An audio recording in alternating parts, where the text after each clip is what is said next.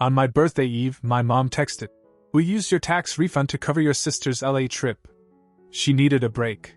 Then added, "You don't really go out anyway." I just smiled, froze the refund routing, flagged the transfer, and reversed the withdrawal.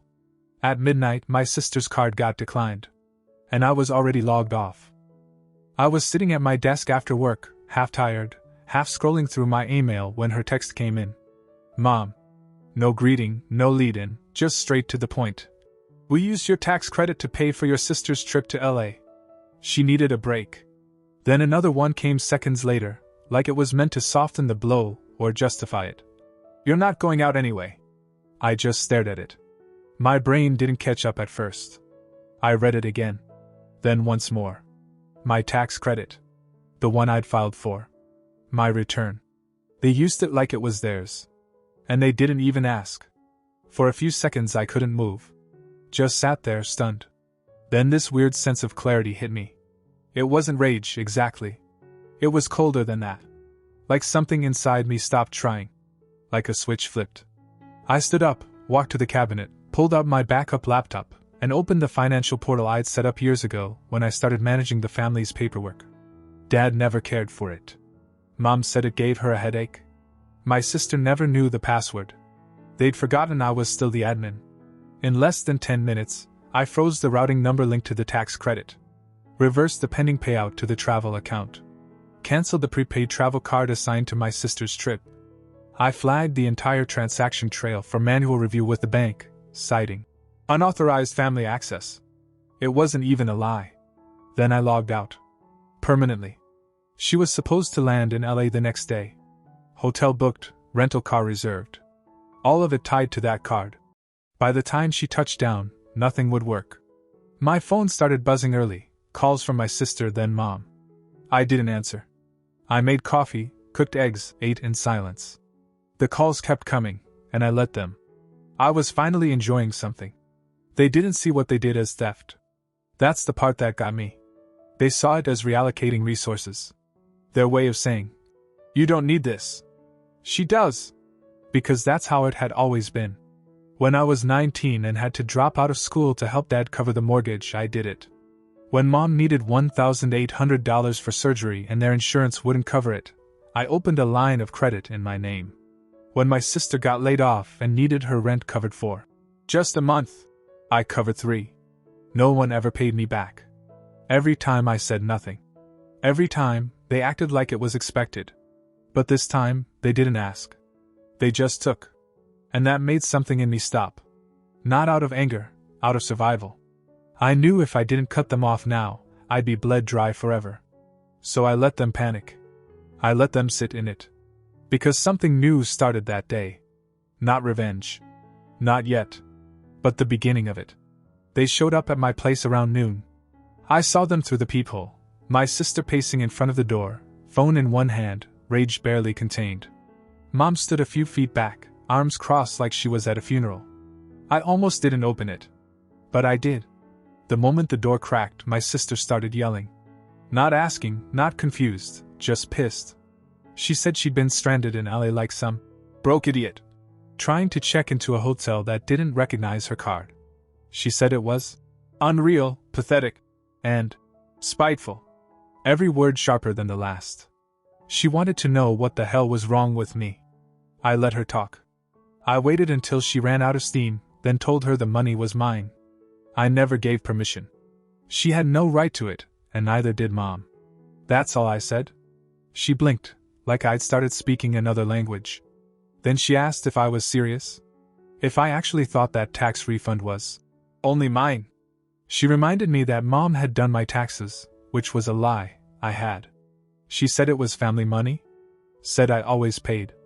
That I was the one who fixes things. That's when it hit me, she really believed that. They all did. That my bank account was an extension of theirs. That I was their insurance policy. That I had no right to say no. I turned to Mom, hoping maybe she'd chime in, admit it was messed up. But she just stared, quiet, like this was beneath her. Like I was the one being dramatic. I said it again, slower this time. I wasn't doing this anymore. I wasn't the fixer. I wasn't their bank. My sister stormed off first. Mom waited a few seconds, then followed, not saying a word. The last thing I heard was the car door slamming hard enough to echo through the lot. I locked the door and stood there for a while, not moving. It felt good. Not joyful. Not triumphant. But clean. Like something old and moldy had been finally ripped out of me. That night I told my wife everything. I expected her to take my side, or at least understand the principle of it. She didn't. She said I was overreacting. That families share. That it wasn't about money, it was about support. I asked her what part of support meant stealing from someone and expecting a thank you. She said I was being selfish. Said if I cut off my family, it was only a matter of time before I cut off hers too. I didn't argue. I just let her speak. She went silent after that. For 2 days, she barely looked at me. Then she packed a bag. Said she was staying with her sister. Until we figure out what's happening. What she meant was until I stopped drawing lines. She thought I'd beg. Thought I'd come crawling. Instead, I changed the locks the next morning. Then I spent the whole afternoon going through every financial tie I had, shared accounts, automatic payments, anything linked to family. I deleted all of it. Closed accounts. Started fresh. Every account, every card, every access point was reset.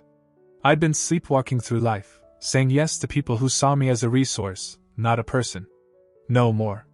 My phone lit up nonstop that week. Missed calls, texts, voicemails ranging from guilt trips to full-on meltdowns. I didn't answer any of them. For the first time in a long time, I looked around my apartment and realized something. Everything in it was mine. And nobody else had the keys. The Facebook post went up 5 days after I froze the card. I didn't even see it first. Mark from work sent me a screenshot. My sister had written some vague, dripping paragraph about betrayal from the people you'd give your life for, and finding strength after someone you love shows you who they really are. It was public. Her friends were commenting with hearts and hugs, the usual performative sympathy. One of them asked if she was okay. She replied, "Trying to be. He broke something in me." She never used my name, but everyone knew. The people who'd seen me pick her up from failed job interviews. The ones who'd watched me fix her car in the rain. I was now the villain in her little martyr's tale. I didn't respond. Not online. Not in texts. Not when she called and left 2 voicemails back to back, one angry, one almost crying. I didn't reply when my cousin Nate messaged me asking, "What happened with your sister? She seems wrecked." I just wrote back, "Ask her." Then Mom texted. She asked if we could meet somewhere quiet. Said it wasn't about taking sides, she just wanted to talk. Against every instinct I had, I said yes. We met at this old diner near the park where they used to take us when we were kids. I got there 5 minutes early, but she was already sitting there, alone, nursing a half-cold cup of tea. She looked tired, like she hadn't been sleeping well. I wasn't sure if it was guilt, or just the burden of managing damage control. She started off with the same lines she'd always used when trying to smooth things over, soft voice, careful words. Said she understood that I felt hurt. That it wasn't their intention to make me feel used. I nodded, let her finish. I'd heard this tone after every time they crossed the line. It wasn't an apology. It was a performance. She said they assumed I'd be okay with it because I always had been. That's how she phrased it. Like my silence for years was some kind of agreement. Like I was a bank account with an emotional buffer. I told her I wasn't angry anymore. That I wasn't lashing out. I was just done. That was the truth. She said she respected that, and I almost believed her. Then she asked if I'd be willing to help with a deposit on my sister's new apartment. Said she was trying to restart after LA, and the landlord was giving her until the end of the month. Said she just needed a little help, just to get over the hump. I looked at her, dead in the eyes, and said no. Not. I can't. Not. Let me think about it. Just no. For a second I saw it. Something shifted in her face. Not anger. Not disappointment. Just acceptance. Like for the first time, she realized I meant it. I wasn't the fallback anymore. She didn't argue. She just nodded, stirred her tea for a few seconds, and said, "Okay." That word echoed in my head the whole drive home. The next 2 weeks were dead quiet. No texts. No calls. No birthday messages that month either. My phone didn't even light up with anything from Dad. I should have felt relief. But it didn't feel like peace, it felt like silence before a storm. It hit me one Thursday morning. A plain white envelope slid into my mailbox with a familiar handwriting on the front. My father. We hadn't spoken directly since last Christmas. He never called unless it was something big. I opened the letter and sat down on the couch. 3 pages. Page 1 was about family loyalty. About how men don't get to pick and choose when they show up. About how hard he worked to raise us. About sacrifice. Page 2 was about Mom. How she was hurting more than I understood. How my sister's situation had gotten worse. How I was leaving people behind when they needed me most. Page 3 was personal. It said I was letting bitterness eat away at everything good in me. That I was better than this. And that I should step up before pride closes the door for good. He ended it with, be better. I sat with that for a long time. Folded the letter, put it in the drawer under the sink where I keep all the things I'll probably never need again but can't throw away. Because I wanted to remember what they said when I stopped playing their game. This wasn't pride. And it sure as hell wasn't bitterness. This was the first time in my life I was telling them no and meaning it. It was mid-October when Mom called again. I didn't pick up, but her voicemail was different this time. She sounded calm, almost quiet, and asked if I could come by the house. Said she wanted to clear the air. She mentioned Dad would be home. So would my sister. I knew what that meant. This wasn't about clearing the air. It was about pressure. They tried the guilt, the silence, the Facebook theatrics. Now they wanted the sit-down. The confrontation. I thought about ignoring it. But part of me wanted to see it through. Not because I thought anything would change. But because I needed to say it out loud, to all of them, where they couldn't twist it or pretend they didn't hear me. The house looked exactly the same, but somehow older. Like time had started to rot the corners. I knocked once. Mom opened the door without a word and stepped aside. My sister was already camped on the couch, scrolling through her phone like this was some kind of chore. Dad was in his recliner, arms crossed, eyes on the muted TV. No one looked at me when I walked in. No one offered me a seat. So I stood. Mom sat down at the edge of the love seat and looked up at me. We need to fix this. That's what she said. Simple. Neutral. No accusations. No apology either. I let a beat pass. Then I told them I didn't come to fix anything. I came to tell the truth, once, and then I'd be done. I said I wasn't their safety net anymore. That I wouldn't be paying off overdraft charges, booking surprise vacations, or pretending it was normal to watch my own finances burn while everyone else got what they wanted. I told them that every dollar I'd ever given them came with silence I never should have offered. And from now on, the answer was no. No to rent. No to bailouts. No to gas money. No to just until payday. My sister scoffed without looking up from her phone and said, "Wow. Dramatic." Dad muttered, "Guess you think you're better than the rest of us now." I didn't respond. Because I wasn't there to explain. I was there to draw a line. I turned to Mom and said this wasn't about being better. It was about being done. And if they ever wanted a relationship with me again, it wouldn't be built on guilt or handouts. For a second, the room was silent. Then Mom stood up and walked past me toward the kitchen. She didn't say anything dramatic or beg me to stay. She just said, as she walked, "I hear you." That was the only sentence in that house that felt real. I turned to leave. My sister didn't lift her eyes. Dad didn't move. It was like they were frozen in the roles they'd always played, and I was finally stepping out of the script. As I pulled out of the driveway, I checked my phone. One message from my sister. "You're not a saint. You're just selfish." I stared at the screen for a minute. Then I blocked her number. Not out of anger. Out of clarity. Because being selfish was finally starting to feel like freedom. I was almost starting to feel normal again. Mornings were quiet. Nights were mine. I was cooking for one, watching movies I actually wanted to watch, and no one was siphoning money from me through guilt or entitlement. I'd even started sketching again, something I hadn't done since college. For the first time in years, peace didn't feel temporary. Then the text came in. It was from my sister. "I know things are weird right now. I wouldn't ask if it wasn't serious. Can you help with a $350 vet bill? Max is really sick. Max. Her cat. The one I paid for after she told me she needed emotional support when her ex moved out. I remembered how she cried when I surprised her with him, swore she'd never ask for anything again. That was the third time she said that. Maybe fourth. I read the message and just stared at it. Not because it shocked me.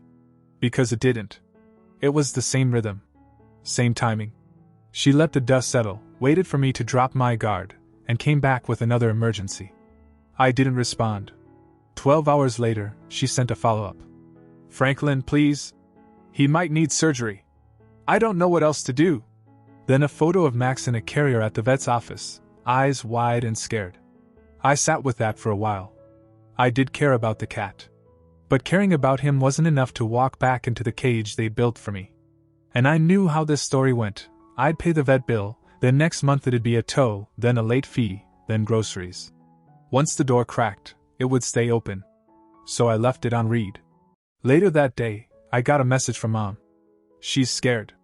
You can be angry at her all you want, but don't punish the animal. Just this once, Franklin. This is different. Different. That word again. It always meant, drop your boundaries just this one more time. I didn't reply to her either. But the next morning, someone knocked on my door. I looked through the peephole, already knowing. It was my sister. She looked like she hadn't slept. Her hair was pulled into a lopsided bun, hoodie half-zipped, her phone clutched in her hand like it was holding her together. She didn't say anything right away. Just looked at me. Can I come in? I thought about saying no.